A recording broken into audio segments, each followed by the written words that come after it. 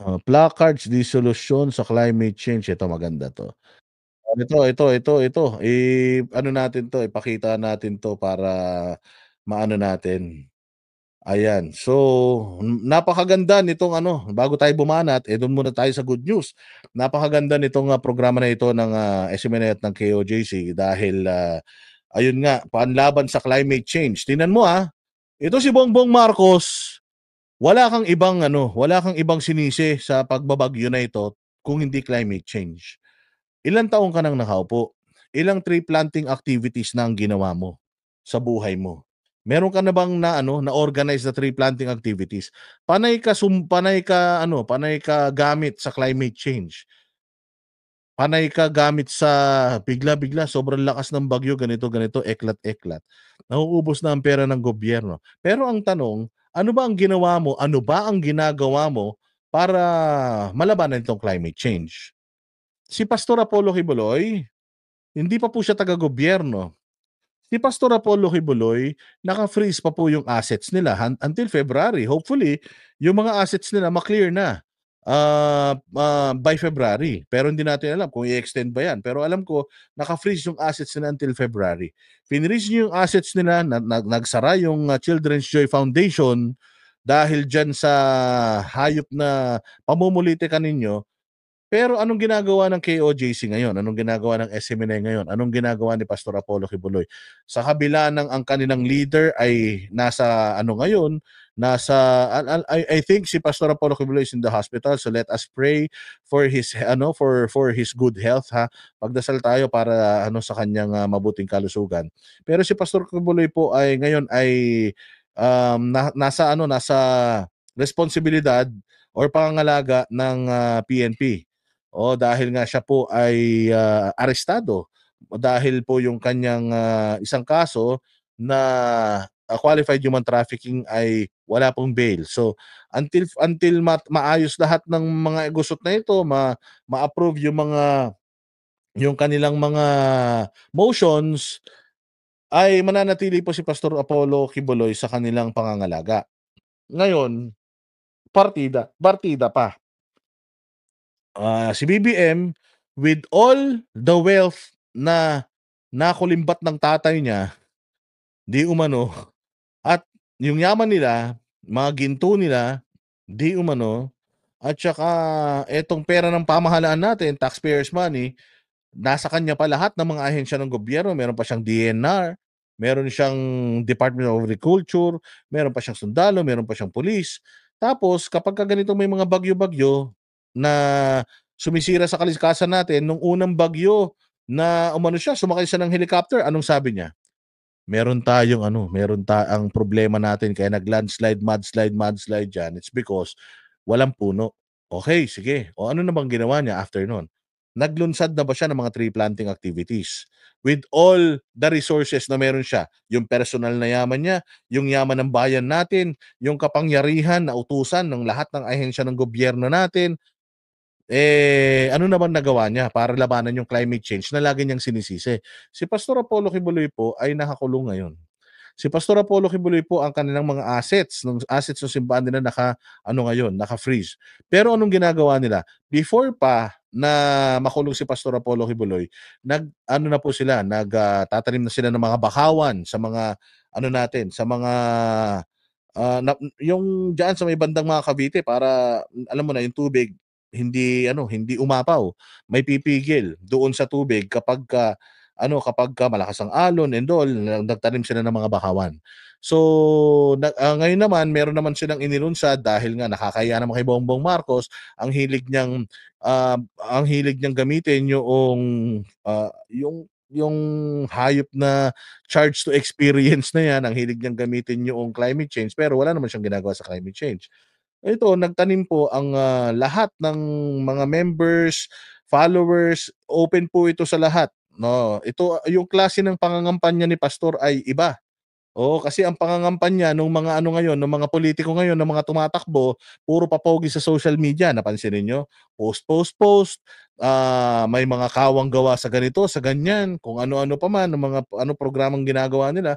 Pero ito si Pastor Apollo Kibuloy, kahit na hindi siya makapangampanya o hindi siya makapag-propagate for himself, tayo yung gumagawa nun para sa kanya. Anong ginagawa natin? Ganito, nakikisama tayo sa mga inisyatibo ng kanilang simbahan ng SMNI. Nagkaroon po ng nationwide tree planting activity dahil nga nahihiya na nga po yata sila kay BBM, panay ang ano nila sa climate change. So ito na, sila na po ang naunang gumawa. Sa mga lahat ng kumakandidato ngayon, lahat, sino na po ba ang merong magandang vision para sa bayan? Sino na sa lahat ng mga tumatakbo ngayon ang merong mga magaganda ng plano para sa bayan? Eh, ano ka ba naman, Boss Dada? Hindi pa naman panahon ng kampanya ngayon. Ayun na nga. So, kailan sila kikilos kapag panahon ng kampanya? Eh, itong mga taga KOJC, hindi pa man nagsisimula yung kampanya, nagsisimula na silang gumawa ng mga bagay na kapaki-pakinabang sa bayan natin. Nakakulong pa si pastor niyan, papaano 'pag nakalaya na si pastor? Papaano kapagka ano na sila, hindi na naka-freeze ang assets nila? Kasi po ang KOJC po ever since, nagse-share na po sila ng kanilang mga blessings sa taong bayan. So isa ito, hindi lang po sila sa taong bayan nagse-share ng blessings, sa buong Pilipinas. Pati sa mga karatig ano, pati sa mga karatig bansa natin dito, eh maano nito, makikinabang dito sa initiative natin kasi hindi lang naman tayo ang ano may-ari ng sariwang hangin sa ano sa mundo eh. Yung i-create na sariwang hangin netong mga itatanim nating mga puno na ito, kung ganito karami, mantakin mo kung every 2 months gagawin natin itong nationwide na pagtatanim. Imagine ninyo mga bossing kung anong magiging itsura ng Pilipinas 10 years from now. 15 years from now, 20 years from now. Ito po yung gustong gawin ni Pastor Apollo Kibuloy sa Pilipinas. Turuan ang mga Pilipino na magsakripisyo para sa ikagaganda ng kalikasan natin, ikagaganda ng bayan natin. So tingnan natin mga bossing, congratulations sa mga kapatid kong banateros kasi ako hindi ako nakapunta gawa ng malayo ako. Kaya sila na lang ang pumunta sa mga tree planting activities. Brothers Travelers, Ka Eric at sino pa po yung mga in-invite at mga nagpunta para dyan sa inisyatibo na yan. Maraming salamat sa inyo at congratulations po sa ating lahat dahil naging successful po talaga itong ano na to. Itong isang puno, isang bayan at balita ko po ay magpapatuloy po ito, magtutuloy-tuloy po ito. Ito po yung kampanya ni Pastor Apollo Kibuloy, klase ng pangangampanya niya sa atin. O ito ang mga tayo mismo ang gumagawa, tayo mismo ang kumikilos para dito sa pangangampanya ni Pastor Apollo Kibuloy. Ang pangangampanya kasi mga bossing is ano ba ang gagawin ng kandidato para mangampanya? Gumawa ng mga tarpaulin katulad ni Abalos, di ba? Oh, alam mo ba yung mga pinagagawa-gawa ni Abalos na yan na mga dami ng mga tarpaulin niya? Kapag ka natalo yung buwisit na yan, ano mangyayari diyan sa mga tarpaulin niya? Magiging bara yan sa mga imbornal natin dahil sigurado yung mukha niyan, sino bang kukuha ng mukha niya at gagawin mong trapal ng bahay mo? Hindi. Itatapon yan. So, etong mga mukha niya na nagkalat, pag natalo siya, which is talagang alam ko matatalo siya, sa puso ko talagang alam ko matatalo siya. Tatanungin ko kayo, iboboto niyo po ba si ano? Si Abalos sa pagkasenador? Kasi kung ako, hindi. Wag niyo iboto yan. Walang silbi sa buhay yan. So sa dami ng mga tarpaulin niya, ano nagawa niya sa bayan natin? Umayin yung mga Pilipino. O ito si Pastor Apollo Kibuloy, instead magpagawa siya ng mga tarpaulin niya, anong ginagawa ni ano? Anong ginagawa ni Pastor Apollo Kibuloy? Ano na siya, nagtatanim na siya, 'di ba? Yung instead maglagay siya ng tarpaulin, vote for Pastor Apollo Kibuloy, hindi, ang ginagawa ni Pastor, hindi para maalala nila tayo, para makilala nila ako at para maintindihan nila kung ano ang gusto ko sa bayan, magtanim tayo. Yun pa lang, dun pa lang, winner na tayo. Hindi pa man nananalo si Pastor Apollo Kibuloy, gumagasta na sila para manalo ang sambayan ng Pilipino by means of pagtatanim ng ano ng puno. Papakinabangan natin 'to balang araw mga bossing, hindi lang tayo pati yung mga susunod na generations. At kung itutuloy-tuloy natin na ugaliin ito, na sumama sa kanila sa pagpapaganda ng Pilipinas, sa tulong para diyan sa climate change. Aba, imagine niyo ang Pilipinas 20, 30 years from now. Baka ang buong Pilipinas para ng Glory Mountain, baka ang buong Pilipinas para ng Prayer Mountain. Kaya ito pakinggan natin ang, ano na ito, ang balitang ito at talaga naman nakaka-proud na tayo ay, banateros at, tayo ay part ng SMNI at siyempre tayo ay, talaga naman taga-suporta ng mga taga-KOJC at SMNI. Solusyonan ng placards at mga pagyaw-yaw sa kalye kagaya ng standard na ginagawa ng mga urban operatives ng CPP, NPA, MDF na mga kasama ko dati na walang sawang manggulo at magpasabog ng propaganda. Wala namang ginawang mabuti sa komunidad at taong bayan.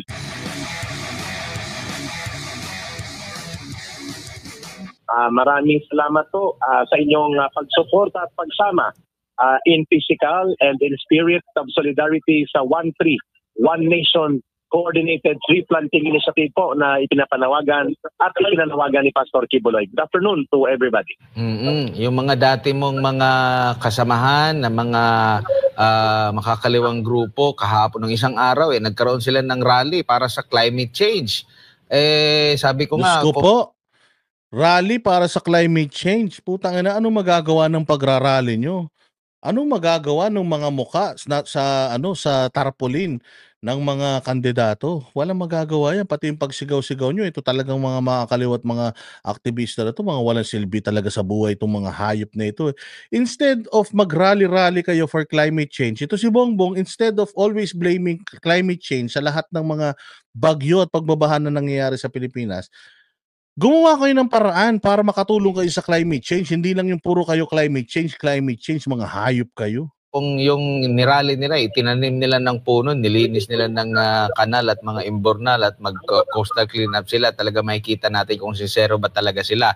Pero tayo, dito sa pangunguna ni Pastor Apollo C. Kibuloy, gawa na lang tayo at hindi lang sa salita, ka Eric. Tama pa kayo, Brother Admar. Hindi po masusolusyonan ng placards at mga pagyaw-yaw sa kalye kagaya ng standard na ginagawa ng mga urban operatives ng CPP, NPA, MDF na mga kasama ko dati na walang sawang sagutin natin si Ricardo at saka si Kuya Koy. Maisog, Murali, anong nagawa? Marami. Na-expose ang mga buwaka ng inang mga idol nyo na mga politiko. Na-expose na mga addictus, yung mga kupal nyong mga fina-follow, mga binoto nyong politiko. Na-expose yung mga korupsyon. Maraming na-expose dyan sa rally ng Maisog. Napakarami, kaya nga threatened kayo di ba? Wala ngang nagawa si fentanyl ng 6 years, puro patayan. Talaga? Oh, sige. Ricardo Cunanan, ito. Dito na natin tapusin tong usapan na to. Ricardo Cunanan, sino ba ang idol mo? Si Bongbong o si Leni Robredo? Oo, Ricardo, bilis. Bongbong o Leni? Kung si Bongbong, maglagay ka dyan ng bagay na nagawa ni Bongbong na kapaki-pakinabang sa iyong putang ina mo ka. Kung si Leni naman, ganun din. Maglagay ka dyan ng bagay na nagawa ni Leni sa buhay niya bukod sa pagiging shota siya ni Bolet. Ilagay mo dyan, bilis. Antayin ko Total naman, nag-effort ka para mag-comment dito. At anuhin ninyo, awayin ninyo si PRD, fentanyl. 6 years patayan, o sige. Nagawa ni Bongbong Marcos sa bayan natin, pukin ang ina mo ka, para lang para pansinin namin yung pangbabash mo kay PRD. Wala kayo pukin ang ina niya. May alam kayo tungkol kay Duterte. May alam kayo tungkol sa mga hindi nagawa ni Duterte.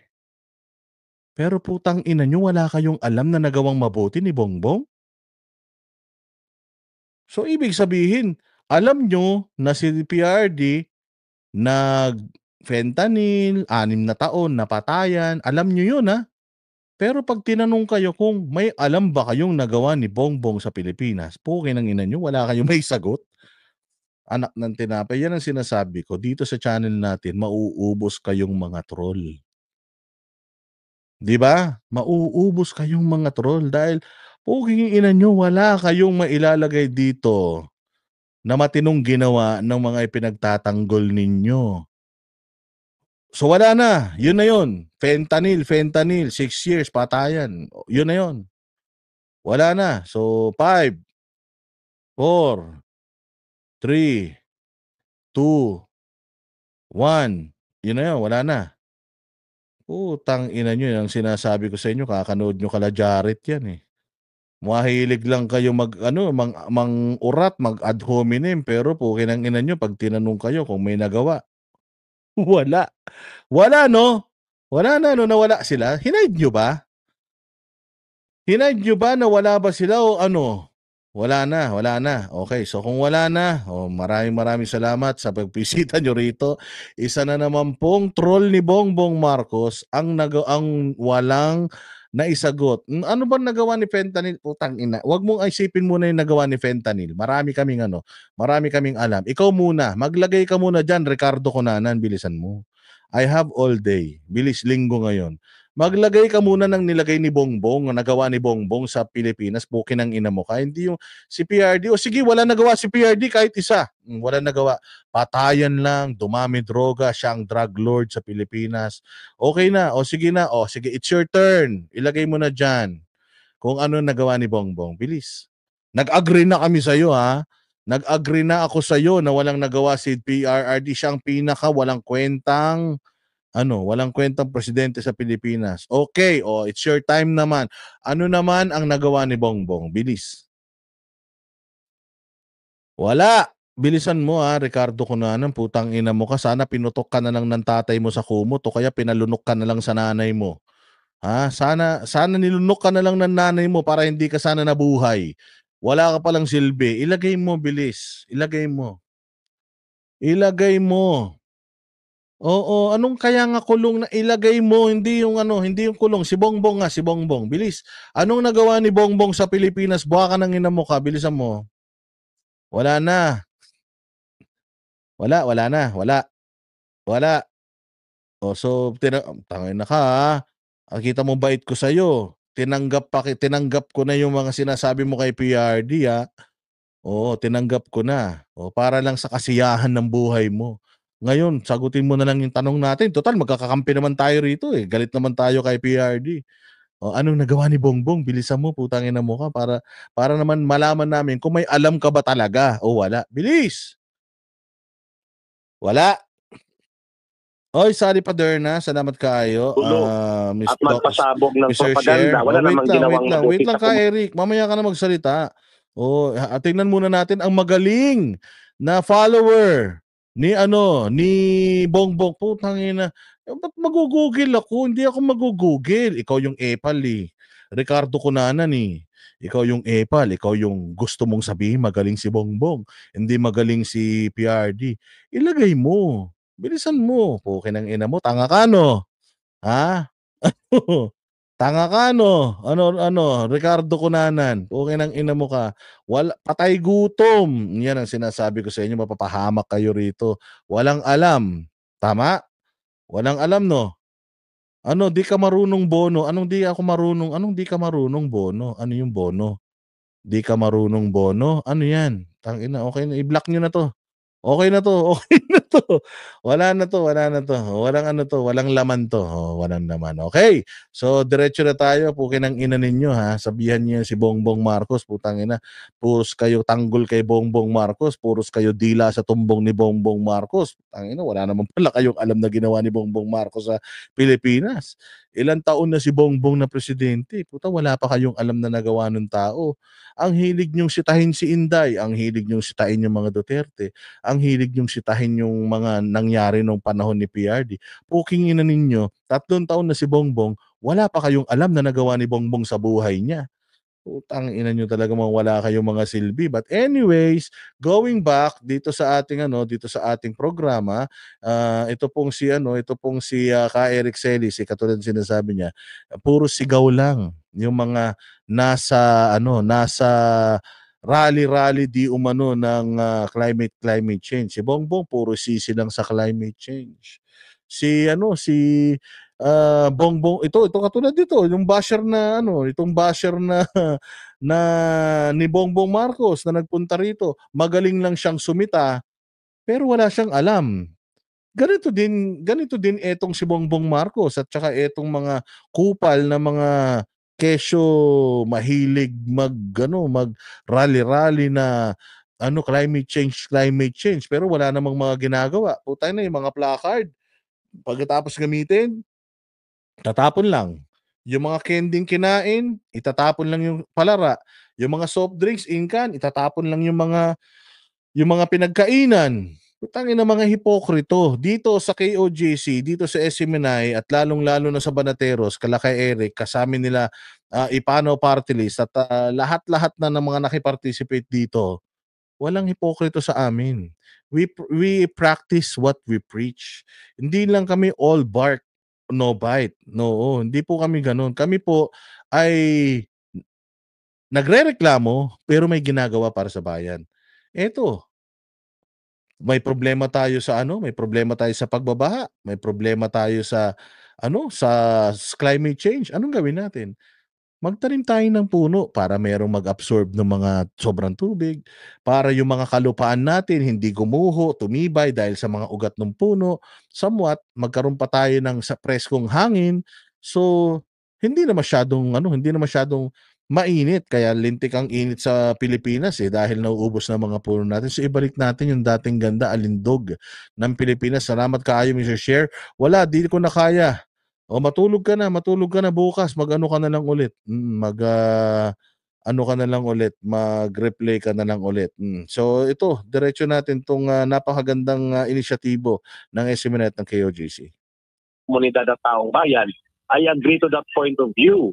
Kung gusto nating i-mitigate o mapahina and ultimately ay maging resilient tayo laban sa epekto ng climate change kung saan lumalakas ang mga bagyo, mas dumadami ang insidente ng pagbabaha at pagguho ng lupa, at mas lalong umiinit ang temperatura ng daigdig, walang ibang solusyon yan kundi ang collective community mobilization, which is precisely natutuwa ako. Ako na lumaki sa mobilization concept nung ako'y nasa mass movement pa sa CPP, NPA, NDF, itong panawagan ni Pastor Kibuloy, even if he is in prison, Brother Admar and Brother Jason, ay nakikita niya ang pangangailangang practical at ang kanyang mga suggestions ay very doable and very simple and yet very effective. At from prison, kahit siya ay limitado sa physical movement niya at interaction sa physical world, ang paggana ng kaisipan ni Pastor Kibuloy sa ikabubuti ng ating mga mamamayan at ng ating bansa ay patuloy na umandar. At nakita natin, 1-3-1 nation is one step forward kung saan nagbibigay tayo ng national consciousness sa mamamayang Pilipino, lalo na sa mga kabataan at bagong henerasyon, na walang ibang pwedeng magpangalaga at magtangkilik ng ating kalikasan. Salamat kaayo Ratch B.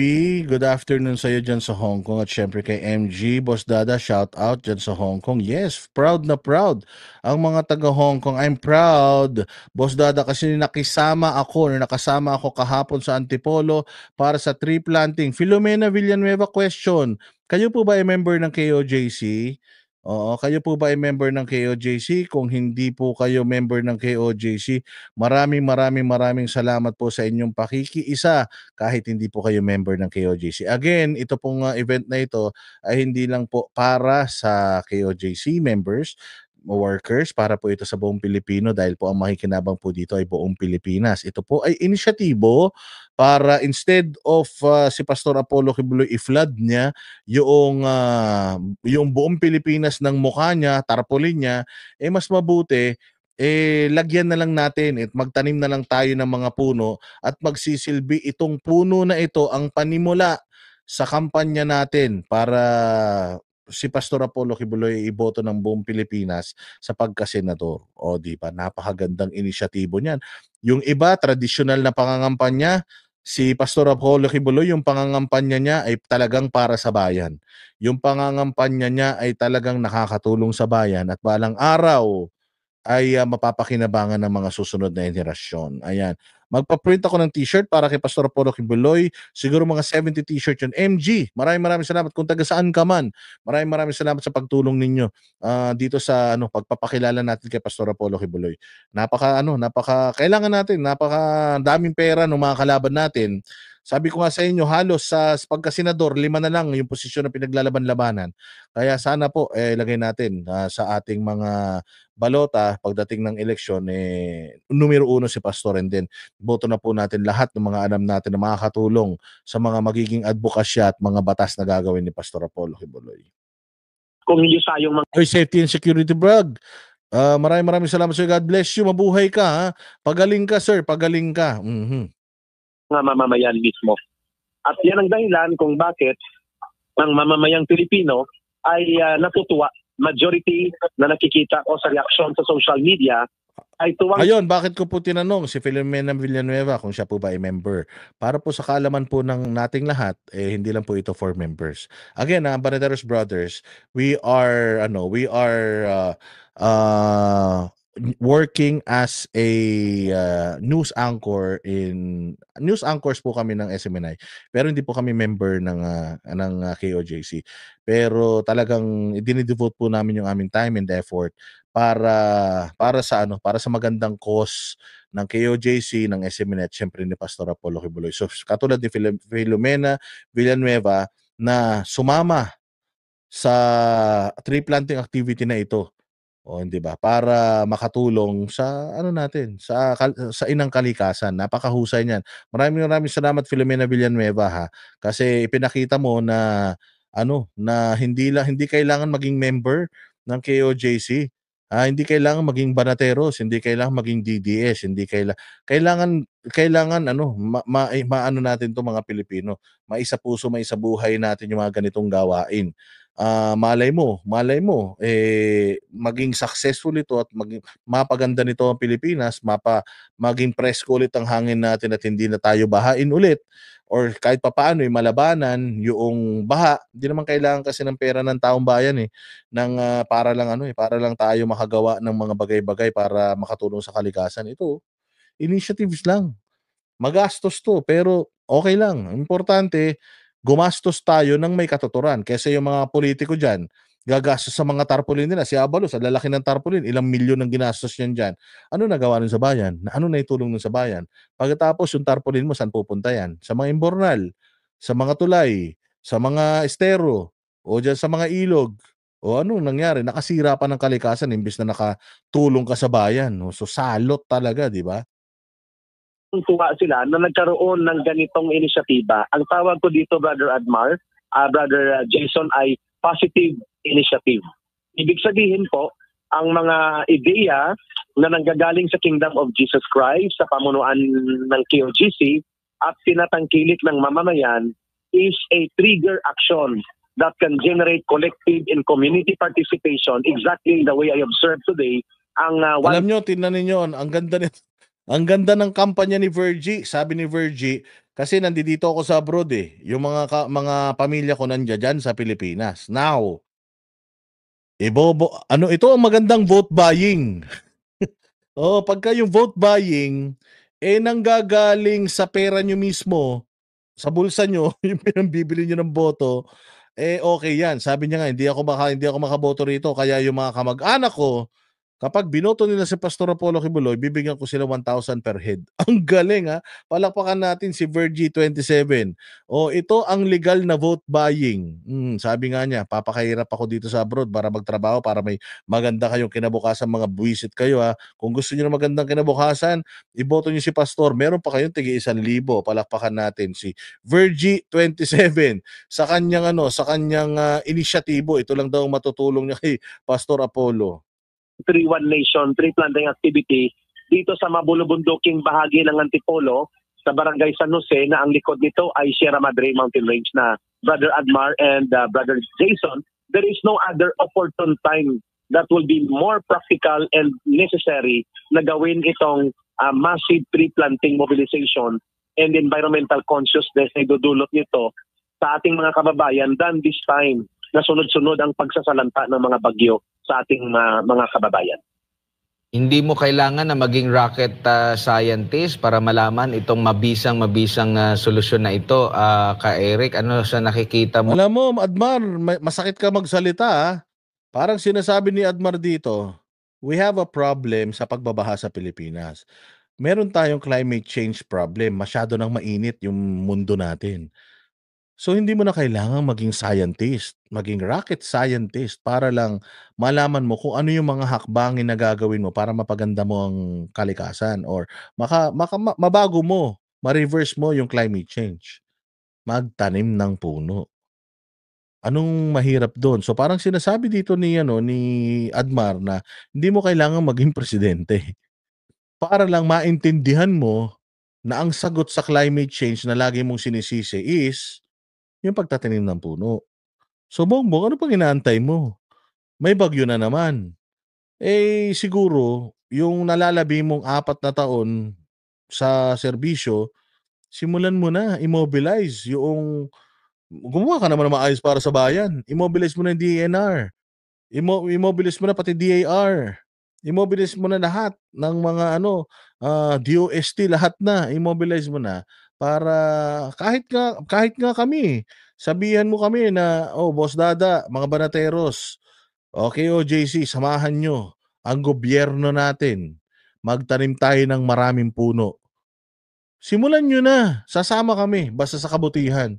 Pero kung putang ina puro sa kabulastugan, dapat ilubog na kayo sa lupa, itanim na rin kayo para maging pataba sa lupa, wala kayong mga silbi. Kung bakit mula noon itinuturo na sa atin ito yung kahalagahan ng pagtatanim ng mga puno. Sabi ni Filomena Villanueva, pag siya din daw, bibigyan daw niya ng tigpa 500 ang boboto kay pastor na kamag-anak niya, ibang klase. Alam niyo, pag nabasa ni pastor to, matatawa yun. Pero sabi ko nga sa inyo, ano yan kinukuha nila yung mga comments ninyo para ipabasa sa kanya. Kasi yan lang ang libangan niya, basahin yung mga comment nyo sa mga live chats dyan. So go ahead, keep it coming. Hindi ito nabibigyan ng pansin, at kung nabibigyan man ng pansin tuwing matindi na yung init ng panahon o di kaya grabe na yung mga pagbaha, doon lang naiisip ng ilan sa mga namumuno. Actually, naiisip pa lang, hindi pa nga isinasagawa. Pero si Pastor Apollo C. Quiboloy, 2 dekada nang nakalilipas na umpisaan na ito at regular na ginagawa taon-taon, quarterly, para talaga matiyak na mapangalagaan yung ating kalikasan.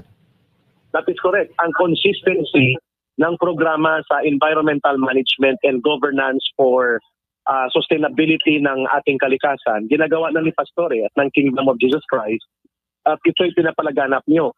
Doon ko lang naintindihan kung bakit mayroon programa ang Kingdom of Jesus Christ na pinamunuan ni Pastor, itong Sunshine Movement Philippines. Ito pala ay isang environmental advocacy crusade. At sinasabi ko nga kanina sa aking discussion point sa isang social media platform na kung mayroong buhay na patotoo that Kingdom of Jesus Christ and Pastor Quiboloy, they walk the talk. Yung good governance programs nila na ipapatupad nila in practice sa mismo sa Kingdom of Jesus Christ. Halimbawa, ang mabato-batuhing mga terrain ng Tamayong, Kalinan District, Davao City, sa matagal na panahon, hindi po yan naasikaso at naibalik ang naturalisa or the nature of the terrain and geography. Pero kung puntahan ngayon ng mga mamamayan, ng mga Pilipino, ng kababayan natin, ang Prayer Mountain at ang Glory Mountain sa Tamayong, sa Kalinan District sa Davao City, mamamangha ka kung paano ang mga bato-bato at similarly ay half-barren. Hindi na po na tumutubo masyado mga halaman dyan nung mga nakaraang 2 o 3 dekada. Subalit ngayon kung puntahan mo, parang sa Garden of Eden ka, literally and physically. Bakit? Sapagkat nagsakripisyo po ang Kingdom of Jesus Christ upon guidance and leadership of Pastor Quiboloy na magtanim ng mga puno at pangalagaan ng panunumbalik ng natural na kategorya ng mga fauna or mga halaman at flora.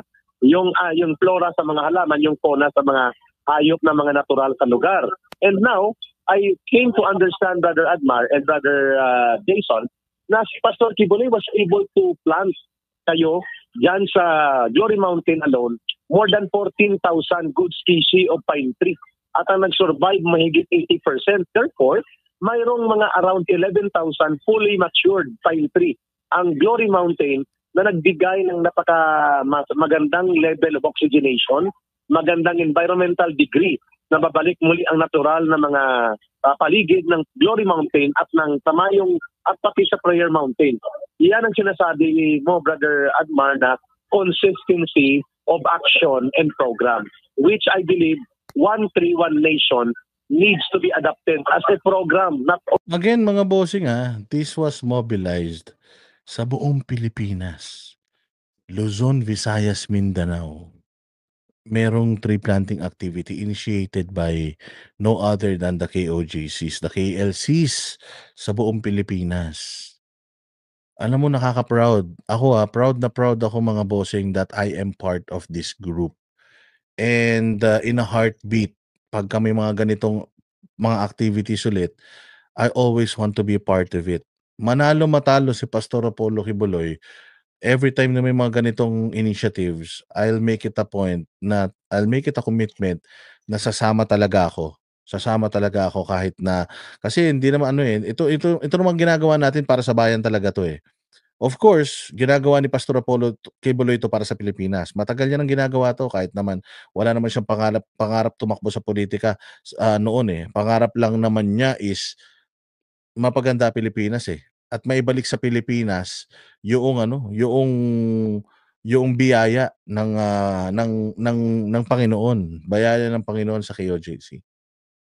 So, ako talaga kung nandiyan lang ako sa Pilipinas, actually medyo nalungkot ako ng konti kasi hindi ako naging part nito.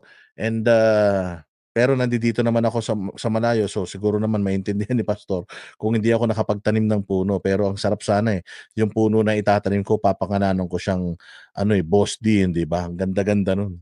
Only exclusive to Kingdom of Jesus Christ at sa SMNI, kundi at kay Pastor Kibuloy, but it should be embraced by the Filipino people, Brother Admar and Brother Jason. Bilang panghuli na lang siguro, ka-Eric, kasi alam naman natin, maliban dito para sa environment, yung turismo kabilang din talaga sa isusulong ng butihing pastor. At kung palalampasin ng bawat Pilipino ang isang kagaya ni Pastor, isang malaking kawalan ito sa ating bansa. Exactly. Ang good governance ay hindi magiging buhay na programa na yayakapin ng mamamayan kung walang maayos na leader na mamumuno at magpapatupad nito. Bagamat sa Senado ang political participation ngayon ni Pastor Kibuloy, but as a senator, when he will be given the trust and confidence of the Filipino people, nakikita ko yung programa niya can be transformed into an executive program kung saan ang sustainability of good governance and management ng kalikasan, yung turismo na nakabatay sa malinis na hangin at kapaligiran, hindi, importante to sa mga turista, lalong-lalo na yung mga taga dito sa Amerika, yung mga taga Europe, gustong-gusto nila kasi ang Pilipinas kasi kakaiba sa mga bansa nila. Syempre concrete jungle na karamihan sa mga bansa sa Europe and itong sa Amerika. Makikita mo talagang very modern. Wala silang masyadong mga ganitong karaming mga rainforests. Dito sa Amerika, nagda-drive kami from San Francisco to LA. Disyerto talaga, lalo-lalo na papunta kami ng Las Vegas, sigurado yun, mga disyerto yun. So talagang hinahanap nila is yung nature. So pag nagpunta talaga sa Pilipinas, ang pupuntahan is biodiversity. Hindi naman pupunta yung mga turista sa Pilipinas para pumunta sa Mega Mall, BGC and all. Pag pumunta sila sa Pilipinas, ang destination talaga nila is yung mga katubigan natin, mga beaches natin, etong mga mountains natin, itong malinis na hangin sa Pilipinas. Yun yung gusto talaga nilang puntahan.